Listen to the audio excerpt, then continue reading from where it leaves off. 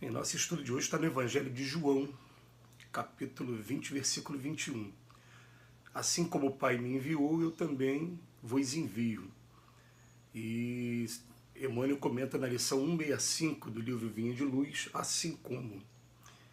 Todo cristão sincero sabe como o Senhor Supremo enviou à terra o embaixador divino. Fê-lo nascer na manjedoura singela, deu-lhe trabalho construtivo na infância, conferiu-lhe deveres pesados na preparação com prece e jejum no deserto, inspirou-lhe vida frugal e simples, não lhe permitiu estacionamento em alegrias artificiais, conduziu-o ao serviço ativo no bem de todos, inclinou-lhe o coração para os doentes e necessitados, enviou-o ao círculo de pecadores contumazes, induziu-o a banquetear-se com pessoas consideradas de má vida para que o seu amor não fosse uma joia de luxo e sim o clima abençoado para a salvação de muitos. Fê-lo ensinar o bem e praticá-lo entre os paralíticos e cegos, leprosos e loucos, de modo a beneficiá-los. E ao término de sua missão sublime, deu-lhe a morte na cruz, entre ladrões, com o abandono dos amigos, sob perseguição e desprezo, para que as criaturas aprendessem o processo de sacrifício pessoal como garantia de felicidade a caminho da ressurreição do homem interior na vida eterna. Foi assim que o Supremo Pai enviou à Terra o Filho Divino, e nesse padrão podemos entender o que Jesus desejava dizer quando asseverou que expediria mensageiros ao mundo nas mesmas normas. Assim, pois, o cristão que aspira a movimentar-se entre facilidades terrestres, certamente ainda não acordou para a verdade. Mais uma vez, Emmanuel vem chamando a atenção da dificuldade que a gente encontra quando a gente está em mundos como o nosso. E quando a gente estuda a doutrina espírita, principalmente, a gente percebe que existem mundos ainda muito piores que o nosso, né? Mundos ainda mais primitivos.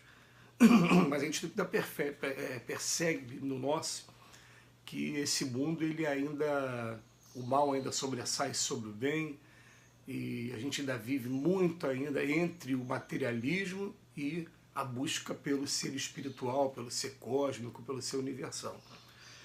Felizmente, a gente está vivendo ainda uma época em que as coisas, como estão se transformando, como o planeta nosso está regenerando, o que acontece? A gente percebe que já tem muitas pessoas dos dias de hoje preocupadas com o lado espiritual também.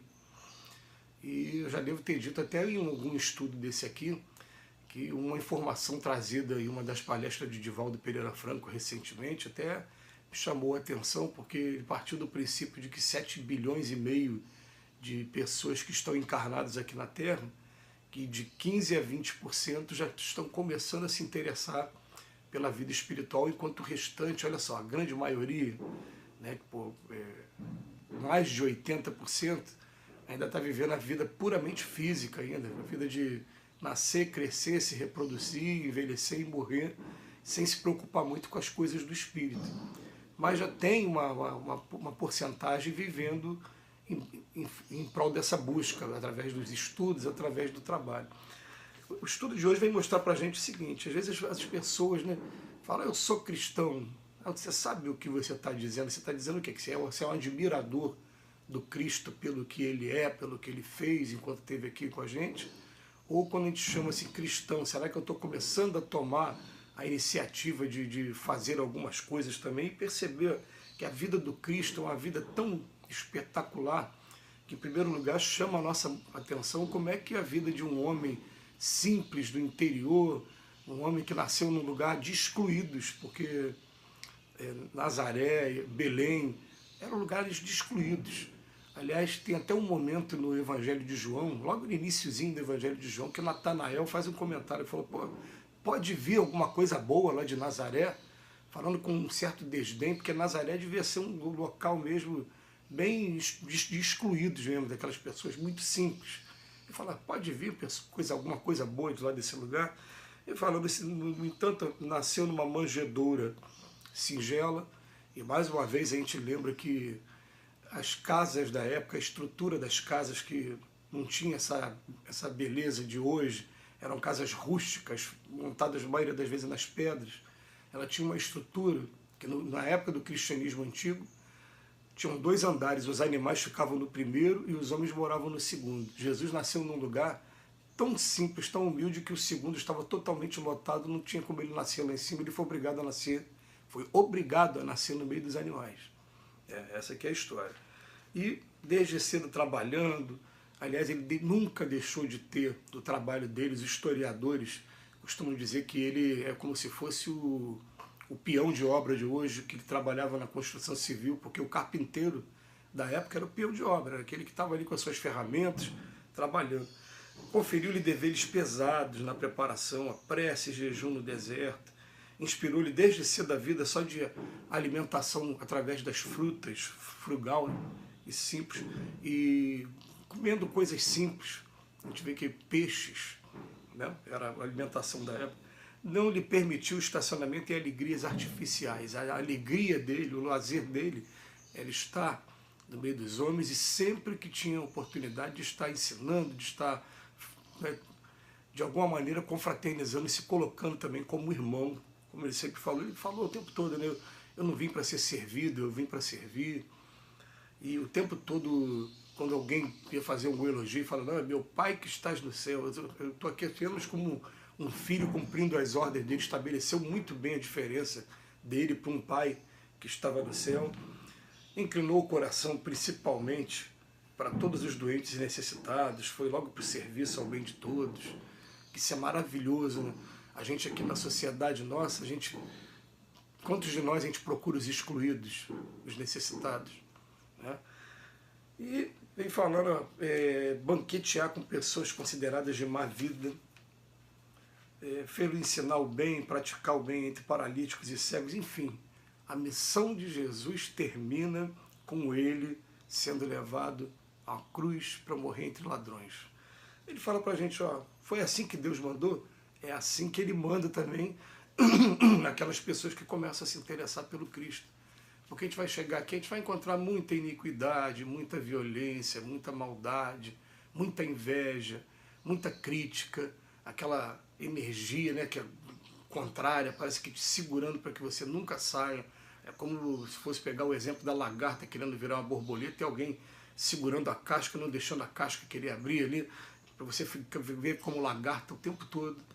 Então tem que ter força de vontade, tem que ter resignação, tem que ter essa capacidade de olhar para a gente e identificar na gente aquilo que precisa de, urgentemente de mudança.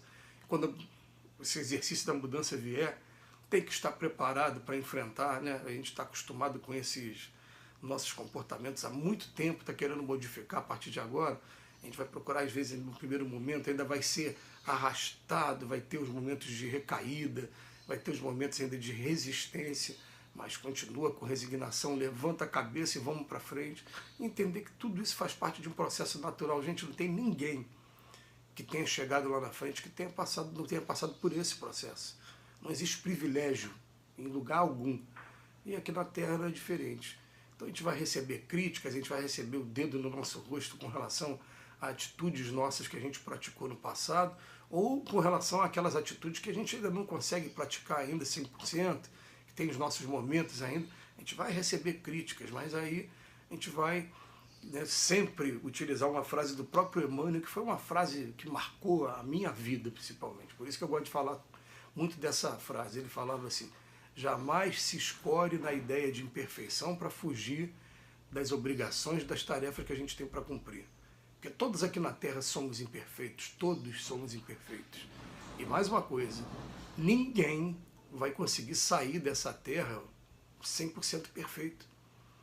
A gente vai conseguir cumprir a obrigação que a gente tem, a prova que a gente tem, a expiação que a gente tem, mas sair daqui perfeito agora, na hora que a gente desencarnar, não vai, né? A gente vai levar nossos defeitos. Então a gente coloca isso na cabeça. As críticas estão vindo de pessoas que também são imperfeitos. Todos precisamos uns dos outros. Todos precisamos desse círculo de amor. Então ele bota aqui: o cristão que aspira a movimentar-se entre facilidades terrestres certamente ainda não acordou para a verdade. Não tem facilidade. Então aquele que se propõe a ser cristão vai ter naturalmente aquela necessidade de procurar as maiores dificuldades, onde estão os seres humanos que precisam mais, porque foi o mestre que falou: eu não vim para que estão sãos, eu vim para os que estão doentes. Que Jesus nos abençoe hoje e sempre.